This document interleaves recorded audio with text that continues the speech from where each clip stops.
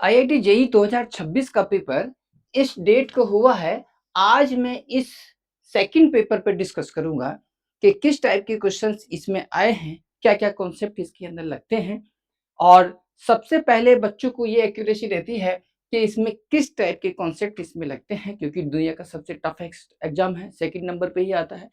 Tough के point of view से देखा जाए तो अब इसमें कैसे-कैसे क्वेश्चंस आते हैं, क्या-क्या कॉन्सेप्ट लगते हैं, बच्चों को मैं यही सलाह देता हूँ कि आप कॉन्सेप्ट को बहुत डीपली पढ़िए, क्योंकि अगर आपके कॉन्सेप्ट तैयार हैं, तो आप इन क्वेश्चंस को बहुत आसानी से कर सकते हैं। देखिए कैसे? पहला क्वेश्चंस देखिए, जो फर्स्ट क्वेश्चंस है वो वेक्टर से रिलेटेड है। इसमें क्या है कि 3 पॉइंट गिवन है। क्या? ए वेक्टर, बी वेक्टर, ए प्लस बी वेक्टर।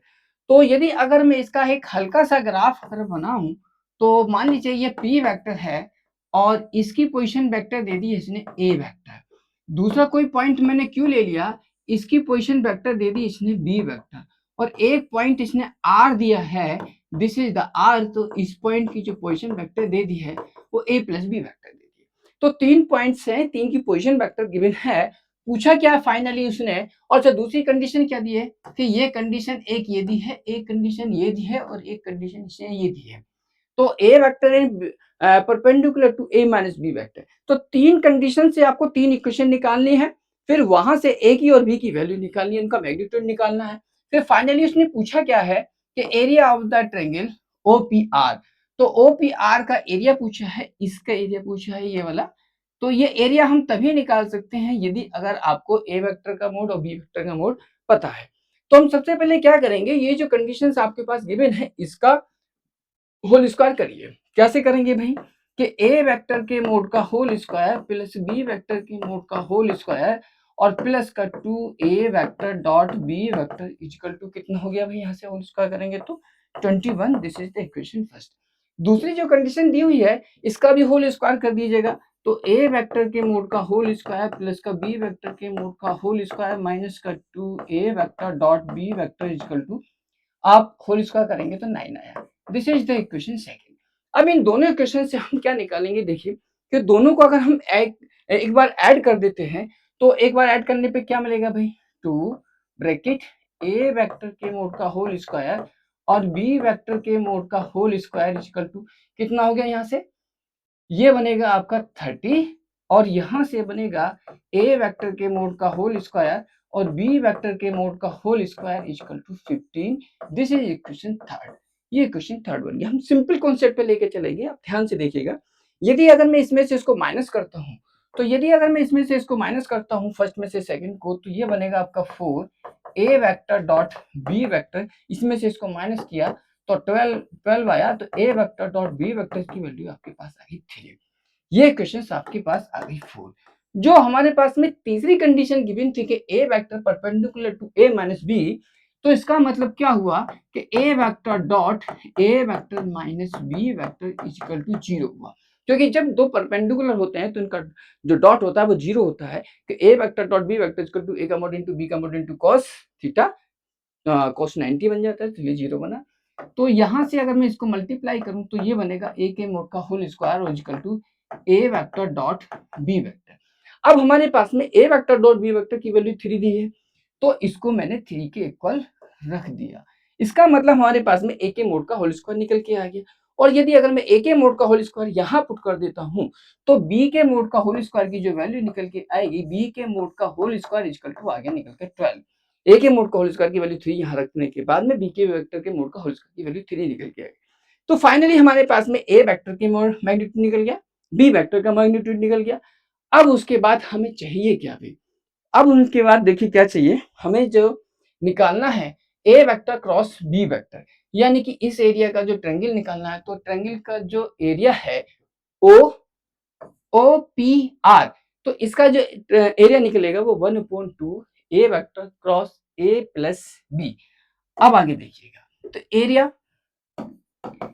तो area of triangle O P R is equal to 1/2 A vector cross A vector और प्लस बी वेक्टर। और ये वैल्यू निकल के आएगी हमारे पास में, क्योंकि अगर मैं ए वेक्टर को अंदर से इसको क्रॉस करूँ इसका, तो A vector cross A vector तो 0 हो जाएगा, तो 1/2 ब्रैकेट ए वेक्टर क्रॉस बी वेक्टर। अब हम ए वेक्टर क्रॉस बी वेक्टर की वैल्यू निकालने कहाँ से, साइड से निकाल लेते हैं। देखिए, तो A vector cross B vector equal to होता है ए वेक्टर का मोड इंटू बी वेक्टर का मोड और इंटू साइन थीटा। यदि अगर मैं इसका होल स्क्वायर करता हूँ तो ए वेक्टर का whole square equal to A vector के मोड का होल स्क्वायर, बी वेक्टर के मोड का होल स्क्वायर, और साइन स्क्वायर थीटा की जगह मैंने लिख दिया 1 माइनस का कॉस स्क्वायर थीटा। तो यहाँ से बनेगा ए वेक्टर के मोड का होल स्क्वायर, बी वेक्टर के मोड का होल स्क्वायर, और माइनस ये बनेगा A vector dot B vector का होल स्क्वायर। अब ए वेक्टर के मोड की वैल्यू आपको पता है, बी वेक्टर के मोड की वैल्यू पता है, की वैल्यू 3 है, की वैल्यू 12 है, बन गया आपका 36, और ए वेक्टर डॉट बी वेक्टर की वैल्यू कितनी है, 9। ए वेक्टर डॉट बी वेक्टर की वैल्यू हमारे पास कितनी है, 3, तो उसका जो होल स्क्वायर बनेगा वो 9 बनेगा। तो कुल मिला के इसकी जो वैल्यू निकल के आ गई, वैल्यू कितनी आई निकल के इसकी, 27। तो इसका मतलब इसकी जो वैल्यू आ गई वो √27 आ गई। तो 1 तो √27 तो 3√3/2 इसका एरिया निकल के आया।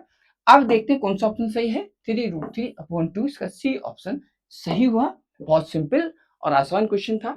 अगला क्वेश्चन क्या है, देखिए नेक्स्ट क्वेश्चन बहुत सिंपल क्वेश्चन है, पैराबोला का क्वेश्चन है। पैराबोला पर जो टेंजेंट्स है उससे रिलेटेड क्वेश्चन है।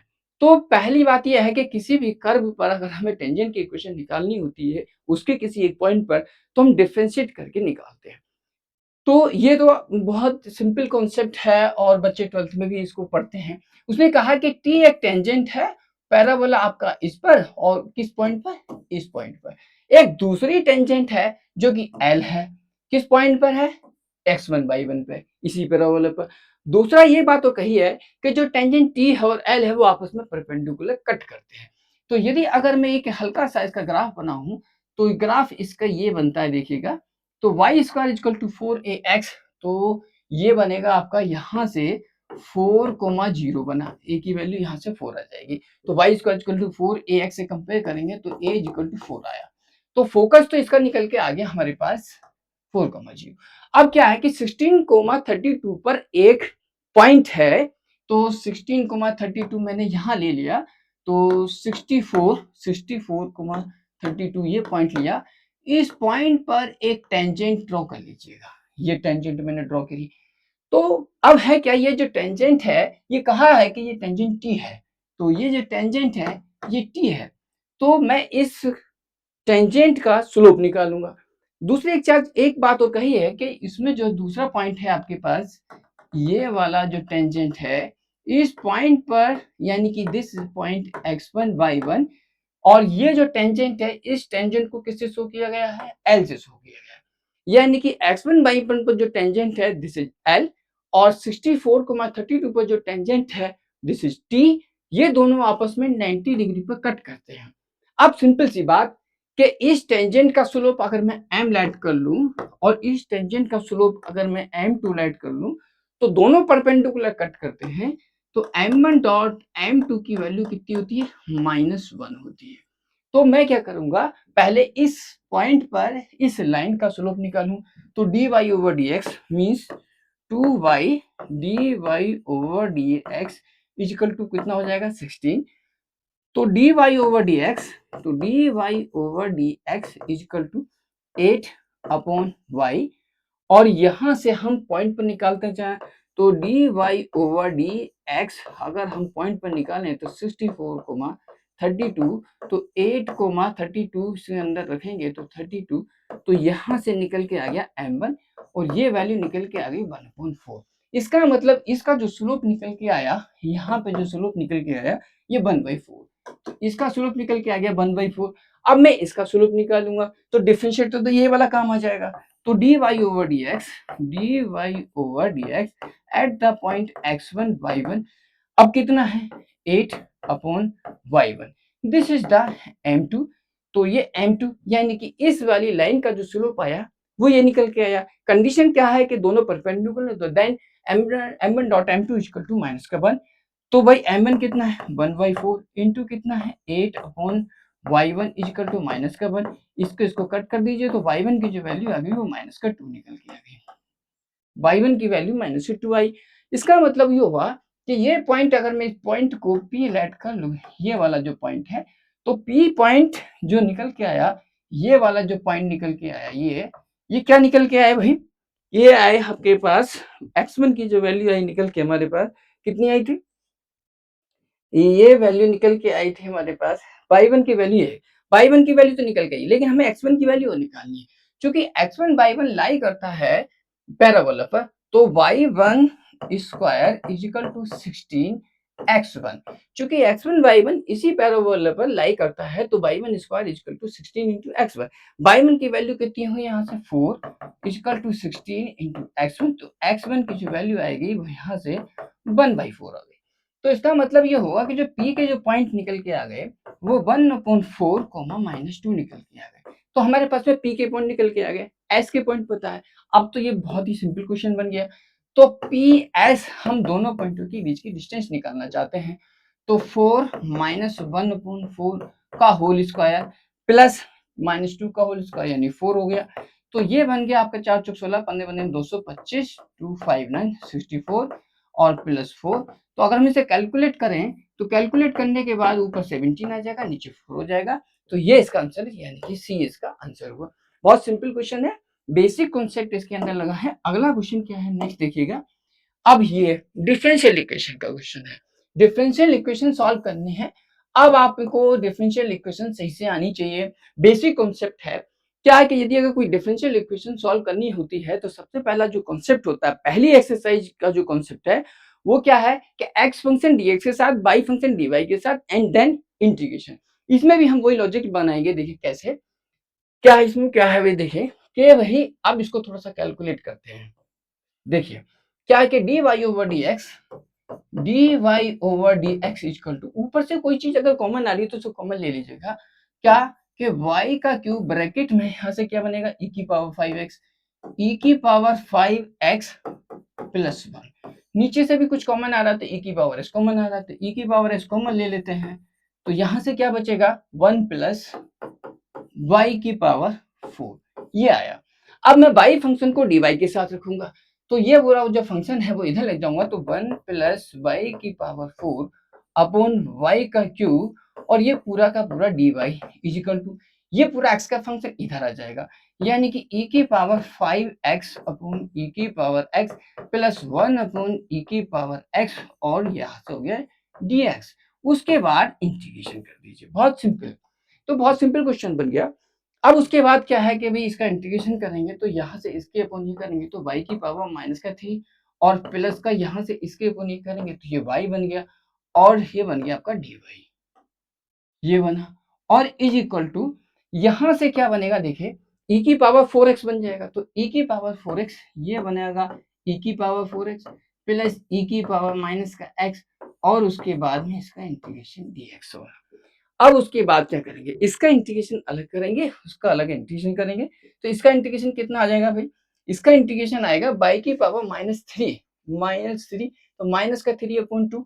तो ये वैल्यू निकल के आ जाएगी हमारे पास, इसका इंटीग्रेशन कितना आ जाएगा भाई, y की पावर -2 अपॉन -2 आ जाएगा, और प्लस उस वाले का आ जाएगा y स्क्वायर अपॉन 2, और इजिकल टू e की पावर 4x अपॉन 4। एक मिनट चेक कर लीजिएगा क्या है, e की पावर 4x अपॉन 4 हो जाएगा, और उसका आ जाएगा e की पावर -x। तो यहां से हो जाएगा माइनस e की पावर -x और plus integration constant c। Check कर लीजिएगा, y की पावर -2 अपॉन -2, ठीक है, प्लस y स्क्वायर अपॉन 2। ठीक। अब उसने क्या कहा है कि x की वैल्यू 0 पर, इसकी वैल्यू क्या दी है, y की वैल्यू दी है 1/√2। इसका मतलब x की वैल्यू 0 रखने पर y की वैल्यू क्या है 1/√2। तो अब हम यहाँ से क्या करेंगे, तो माइनस का 1/2, तो माइनस का 1/2 तो 1/y स्क्वायर, तो 1/y स्क्वायर तो 1/2, तो ये बनेगा 1/2, और प्लस का y स्क्वायर, तो y स्क्वायर की वैल्यू कितनी आ गई 1/2, तो 1/2 तो ये 1/4 इज इक्वल टू x की वैल्यू 0, तो 1/4, और माइनस का यहाँ से 1 और प्लस का c, तो 1/4 से 1/4 कैंसिल, इससे ये कैंसिल, तो माइनस का 1 से माइनस का 1 कैंसिल, तो c की वैल्यू कितनी आ गई, 0 आ गई। इसका मतलब ये वैल्यू निकल के आ गई हमारे पास कितना, तो माइनस का 1/2 Y square plus Y square upon 2 is equal to E की पावर 4x अपॉन 4 माइनस ई की पावर माइनस x। ठीक, अगर मैं इसको नीचे भी लिख दूं तो कोई दिक्कत नहीं है, 1 अपॉन ई की पावर x, और c तो आपका 0 हो गया। उसके बाद उसने क्या कहा, इसने कहा है क्या कि उसमें एक चीज गिवन है, क्या गिवन है देखिएगा, उसने कहा है कि y log 2 है ना, y0 इक्वल टू 1/√2, यानी कि x की वैल्यू 0 पर y की वैल्यू 1/√2 थी, ये तो हमने यूज कर लिया।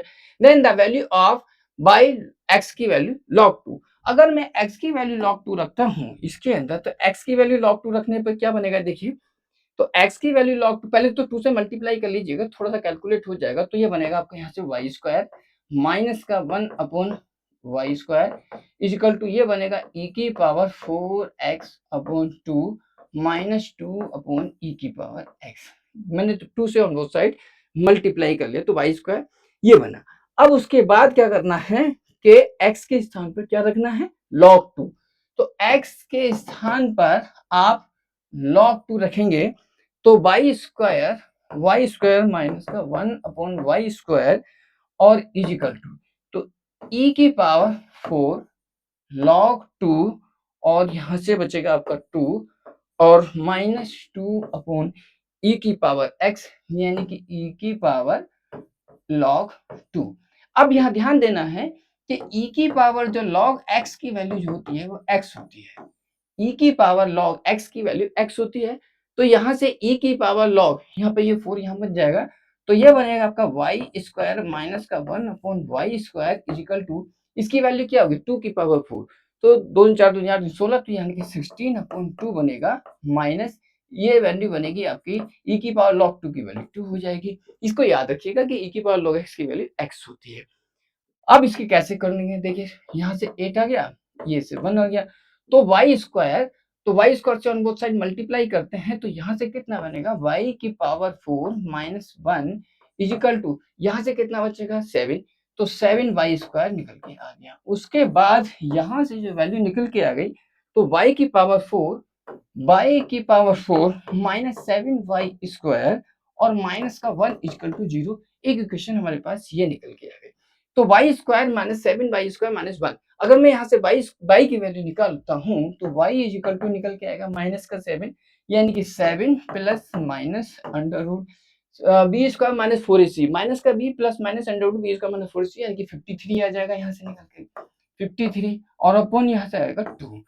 अब क्या एक बार मैं प्लस लेता हूँ तो y की वैल्यू कितनी आ जाएगी यहाँ से 7 प्लस अंडर रूट 53 अपॉन 2, और एक बार मैं माइनस अगर लेता हूँ तो 7 माइनस का अंडर रूट 53 अपॉन 2। एक बार ध्यान रखिए, ये this is the Y square, ये वाई स्क्वायर है, दिस इज वाई स्क्वायर। अगर हम यहाँ ध्यान देना है कि वाई स्क्वायर की वैल्यू ये पॉजिटिव आ रही है, वाई स्क्वायर की वैल्यू नेगेटिव आएगी, क्योंकि 7 माइनस रूट 53, तो रूट 53 की वैल्यू तो 7 से ज्यादा होती है, तो अगर मैं इसे कैलकुलेट कर लूं तो ये वैल्यू नेगेटिव आएगी, तो वाई स्क्वायर की वैल्यू कभी भी नेगेटिव तो हो नहीं सकती, तो इसलिए ये वाली जो वैल्यू है नॉट एलिजिबल हो जाएगी, इसकी वैल्यू निकल के आएगी। तो वाई की वैल्यू जो निकल के आएगी यहाँ से वो under root 7 plus root 53 upon 2, तो ये इसका आंसर आया। अब चेक कर लेते हैं, देखिए कितना आंसर है, रूट बी इसका आंसर है, ये वाला इसका आंसर है। बहुत सिंपल क्वेश्चन था। अगला क्वेश्चन देखिए क्या है, नेक्स्ट क्वेश्चन देखते हैं, बेहद आसान क्वेश्चन है।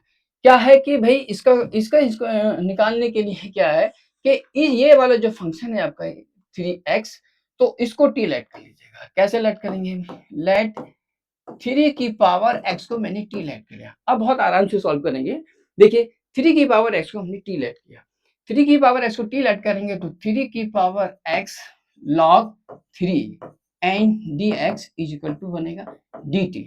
तो यहां से dx की जो वैल्यू बनेगी वो कितनी बनेगी 1 अपॉन log 3, और 3 की पावर x की वैल्यू कितनी है t, तो 1 अपॉन t, और ये बनेगा आपका dt।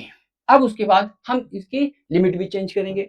अब जब x की वैल्यू 0 हो जाएगी, x की वैल्यू 0 यहाँ पे रकम रख दूं तो 3 की पावर 0, तो t की वैल्यू कितनी होगी 1।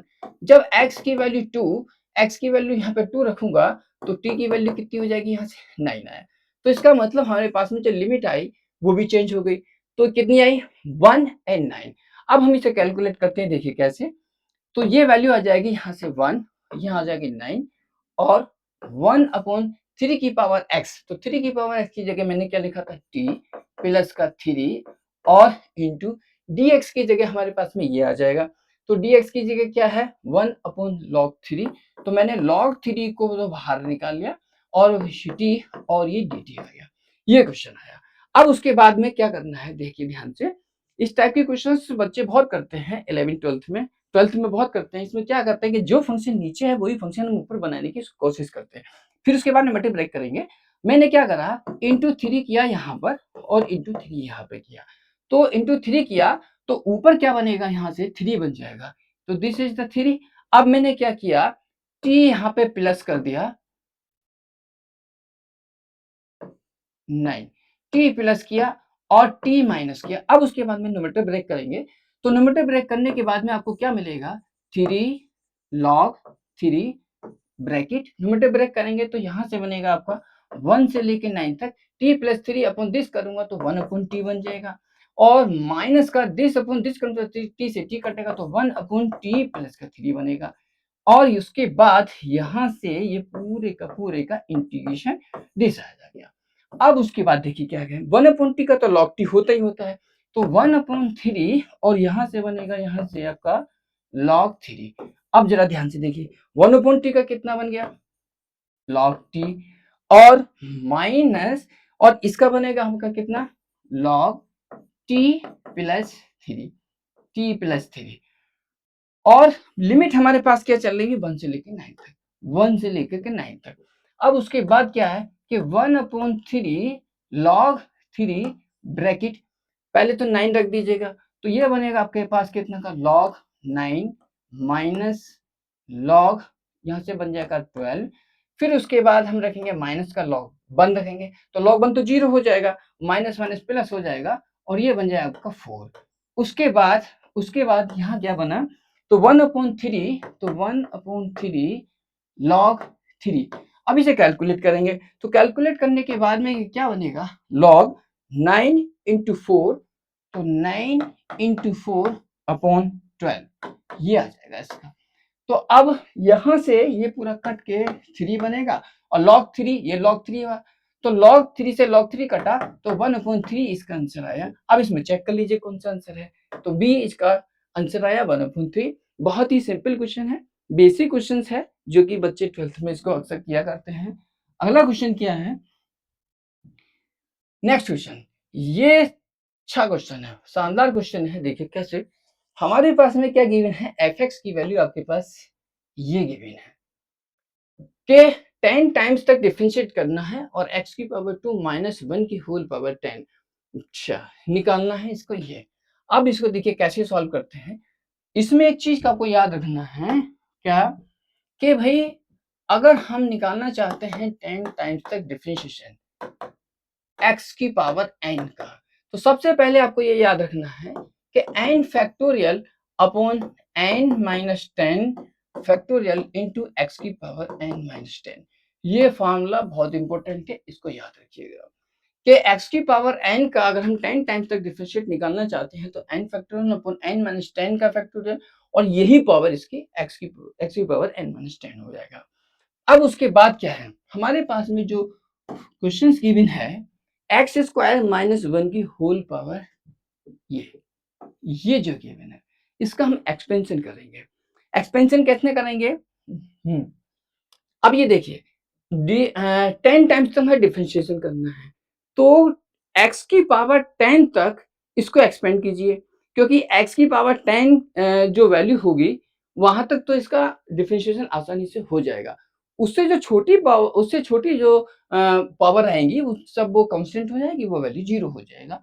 तो इसका मतलब ये हुआ, अगर मैं वैल्यू निकालूं किसकी कि भाई F X is equal to d10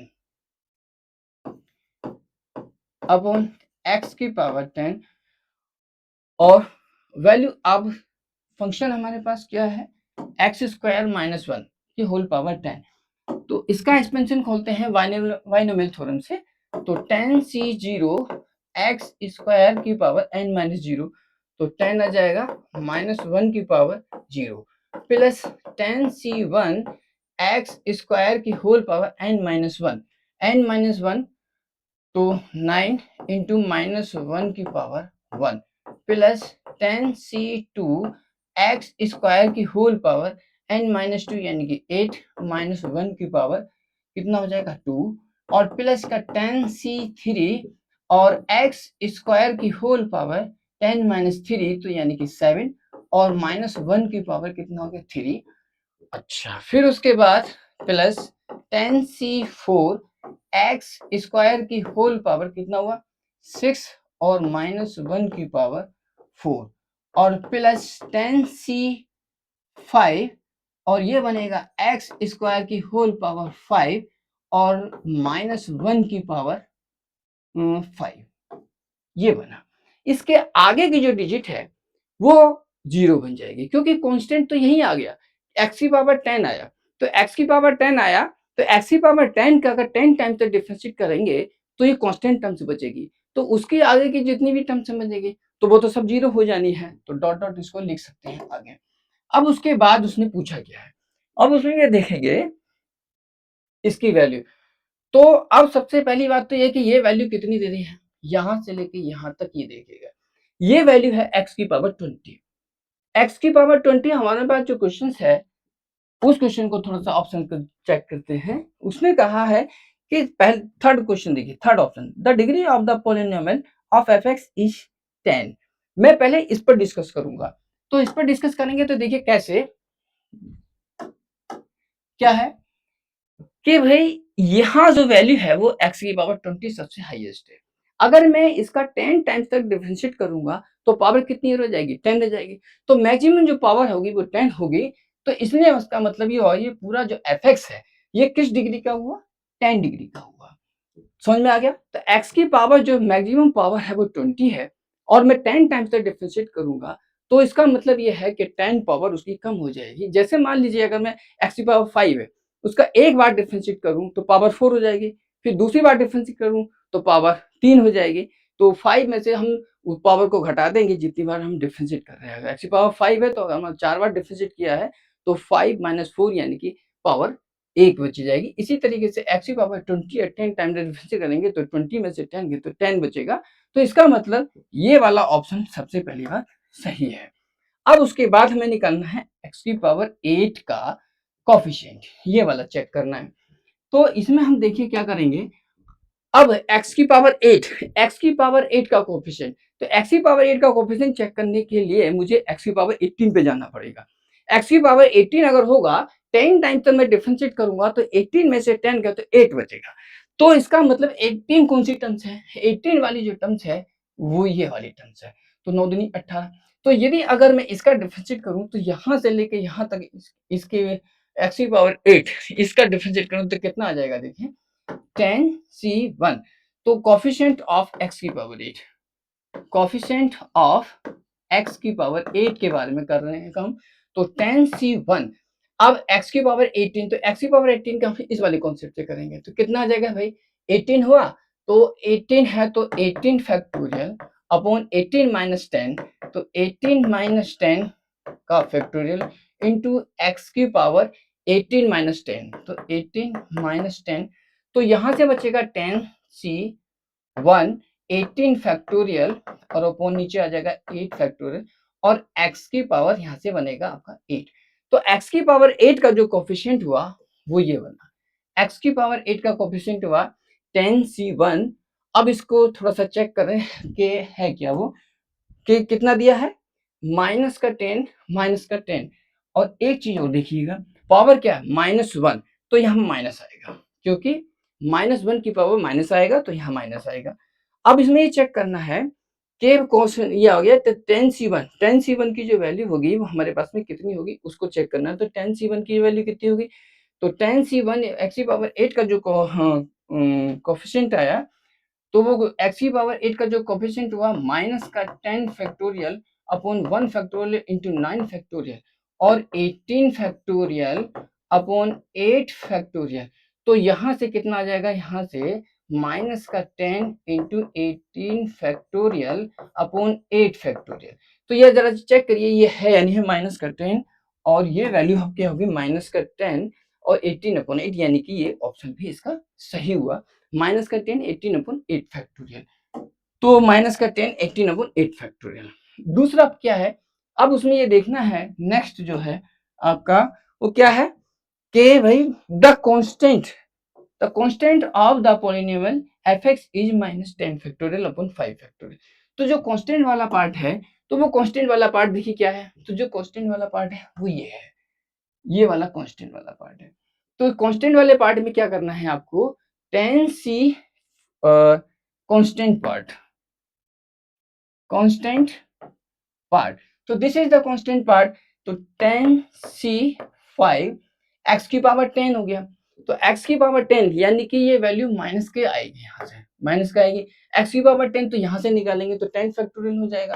तो 10 फैक्टोरियल अपॉन कितना होगा 10 माइनस 10, n की वैल्यू कितनी है 10, तो 10 माइनस का 10 का फैक्टोरियल इंटू x की पावर 10 माइनस 10, तो ये माइनस का 10c5, इसको भी थोड़ा सा कैलकुलेट कर सकते हैं, माइनस का 10 factorial upon 5 factorial into 5 factorial, और यहां से बचेगा आपका 10 फैक्टोरियल और नीचे 1 होता है। तो ये कांस्टेंट पार्ट आ गया निकल के, तो कांस्टेंट पार्ट हमारे पास में ये आया निकल करके कि माइनस का 10 upon 5 factorial into 5 factorial into 10 factorial.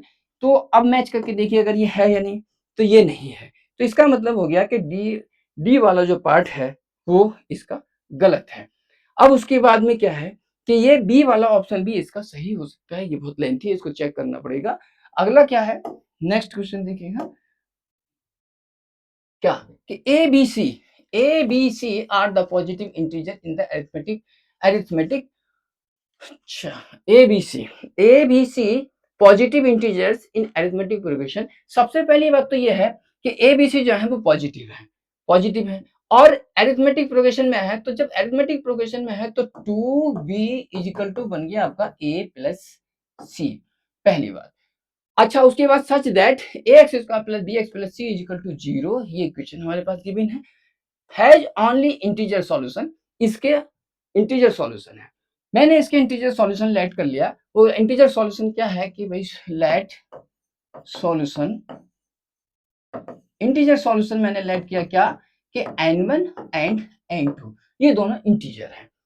तो n1 एंड n2 जब इंटीजर हैं तो जैसे हम लेट करते थे अल्फा एंड बीटा, तो alpha plus beta is equal to minus का b अपॉन a, तो ये हो गया हमारे पास में n1 plus n2 let the integer solution, alpha and beta let कर लीजिएगा। तो यहां से वैल्यू हमने इंटीजर सॉल्यूशन लेट किया अल्फा कोमा बीटा, तो अल्फा प्लस बीटा की वैल्यू कितनी होगी माइनस का b अपॉन a, तो माइनस का b अपॉन a आ गया and alpha into beta equal to आ गया c अपॉन a, ये वैल्यू निकल के आ गई। तो अल्फा प्लस बीटा की वैल्यू माइनस का b अपॉन a और अल्फा इंटू बीटा की वैल्यू c अपॉन a। अब हमें अल्फा एंड बीटा की इक्वेशन चाहिए, तो यहाँ से बी की वैल्यू अगर हम यहाँ से निकालें अल्फा एंड सी की वैल्यू यहाँ से निकालें तो कितनी आएगी, सी की वैल्यू यहाँ से निकालेंगे तो 2b minus a equal to c की वैल्यू को यहाँ पुट करें, तो सी की वैल्यू को अगर हम यहाँ पुट करेंगे तो alpha into beta is equal to c की वैल्यू आ जाएगी यहाँ से 2b माइनस ए अपॉन ए, ये वैल्यू निकल के आ गई। अब अल्फा एंड बीटा, तो अल्फा इंटू बीटा की जो वैल्यू आ गई निकल के 2b अपॉन ए माइनस 1 आई निकल के।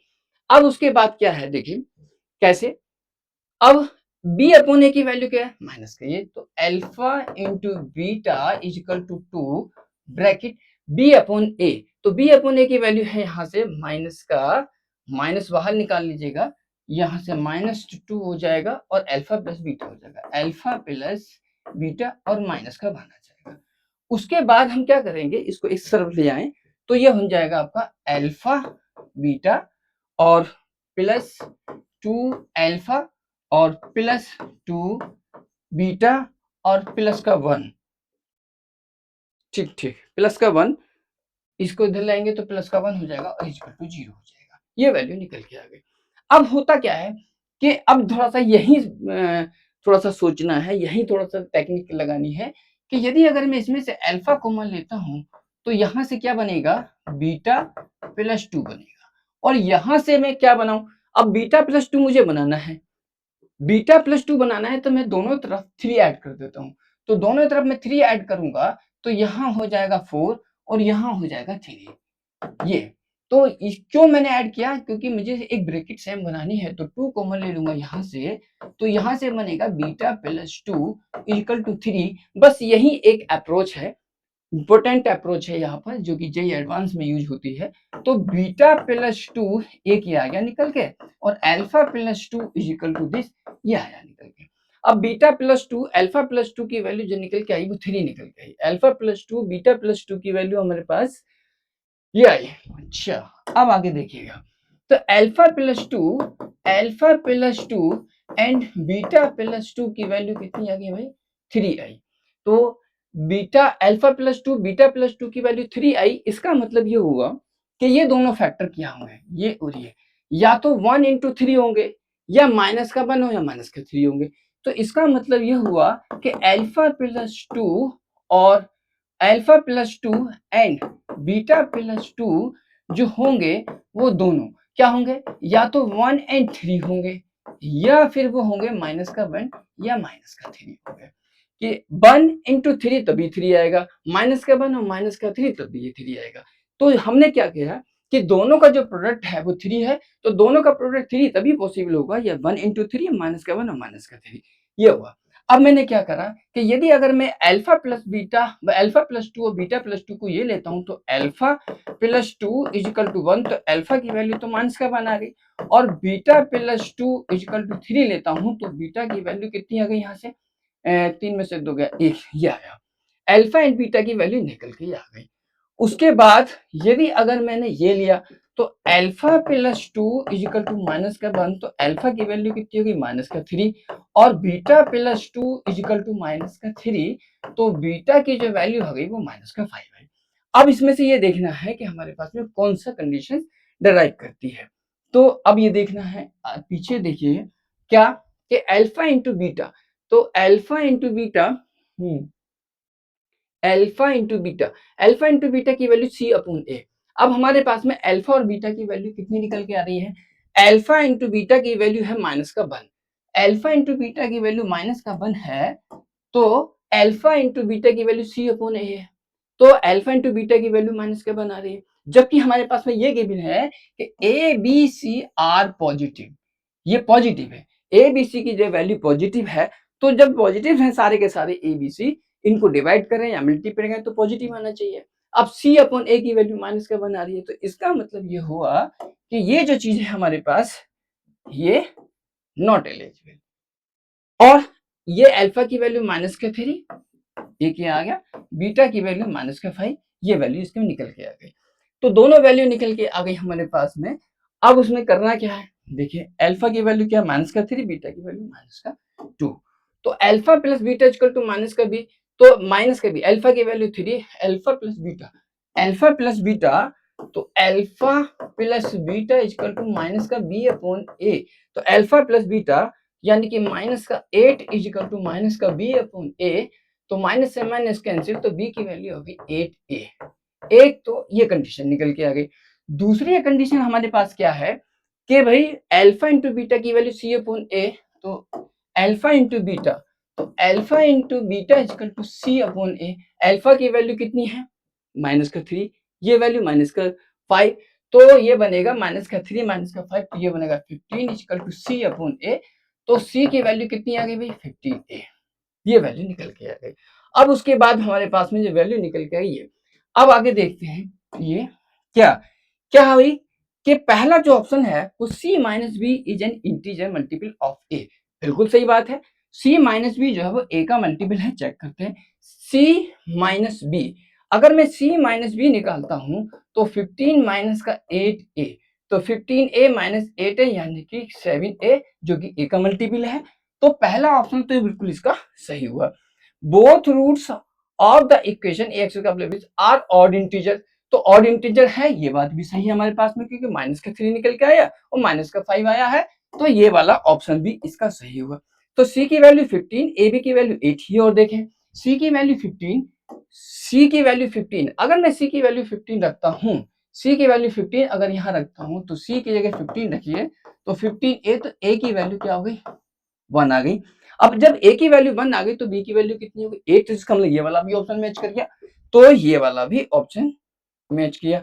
अब उसके बाद क्या है कि b की वैल्यू 8, अगर मैं b की वैल्यू 8 रखता हूं तो x की वैल्यू 3 आएगी, तो b की वैल्यू 8 रखने से, तो b की वैल्यू अगर मैं 8 रखता हूं तो ax square plus bx plus c में रखते हैं, तो b की वैल्यू 8 रखें, a की वैल्यू क्या है 1, तो यहां से क्या आएगा x स्क्वायर प्लस 8x, और प्लस c की वैल्यू कितनी निकल के आई है हमारे पास, c की वैल्यू हमारे पास आ रही है 15, c की वैल्यू हमारे पास 15 है। Next c is equal to 15, a की वैल्यू अगर 1 है तो c की वैल्यू 15 है, आगे देखिएगा, तो 15 है, ये आ गया। तो x की वैल्यू, अब ये जो रूट्स आएंगे इसके जीरो, ये जो रूट्स आएंगे वो पॉजिटिव, ये तो आ ही नहीं सकते, x की वैल्यू 3 तो आ ही नहीं सकते, x की वैल्यू से इसको सेटिस्फाई ही नहीं कर रहा है, इसका मतलब ये वाला ऑप्शन इसका गलत है। इसमें x की वैल्यू 3 अगर डिफाइन ये वाला सेटिस्फाई करे तो करेगा नहीं, इसका मतलब b इज इक्वल टू 8 पर x इक्वल टू 3 कभी भी पॉसिबल नहीं हो सकता, तो इसका मतलब a, b और c इसके आंसर हो गए। नेक्स्ट अगला क्वेश्चन क्या है,